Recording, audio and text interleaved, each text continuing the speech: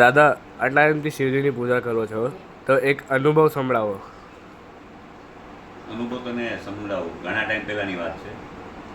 શિવજીનું મંદિર છે મલાડમાં, વર્સોવા બીચ, આક્સાથી આગળ દરિયા કિનારે બહુ મસ્ત મંદિર છે. દાદીએ એકવાર કીધું કે ચાલતા જવું છે. હવે ચાલતા જાય ને એટલે ચાલતા મિનિમમ 4 થી 5 કલાક થાય. બરાબર છે. લગભગ ગરમીનો ઉનાળાનો ટાઈમ હતો. ફૂલ ગરમી હતી અને લગભગ કલાક જેવું અમે ચાલ્યા ત્યાંના ચપ્પલ તૂટી ગયા. બરાબર છે. હવે ચપ્પલ તૂટ્યા એટલે પગ બળે, પગમાં વાગવાનું છે અને ત્યાં કોઈ આજુબાજુમાં દુકાન આવવાના કોઈ ચાન્સ નહોતા. એ એક જંગલ ટાઈપનો એરિયા હતો.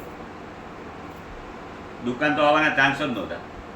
એટલે મેં કીધું એક કામ કર, કાલે આવશું, ઘરે વયા જાય. તો કે ના ચાલવું છે. બરાબર છે. હવે ચાલવાની જીદ પકડી. 4 કલાક 5 કલાકનો રસ્તો હતો. 1 કલાક જ થયો તો 4 કલાક ચાલવાનું હતું. ગરમી હતી.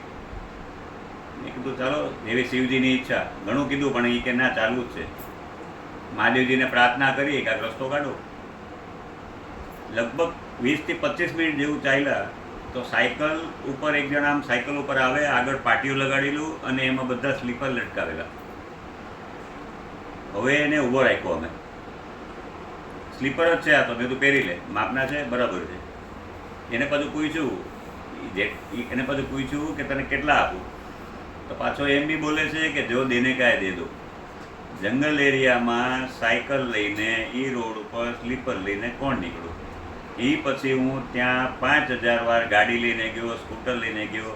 મેં કોઈ દિવસ એને જોયો નથી. તમે શિવજીને સાચા દિલથી, સાચા અંદરથી સેવા કરો છો, તમને આ બધા અનુભવ થાય ને થાય. બોલો હર હર મહાદેવ, જય શ્રી મહાકાળ.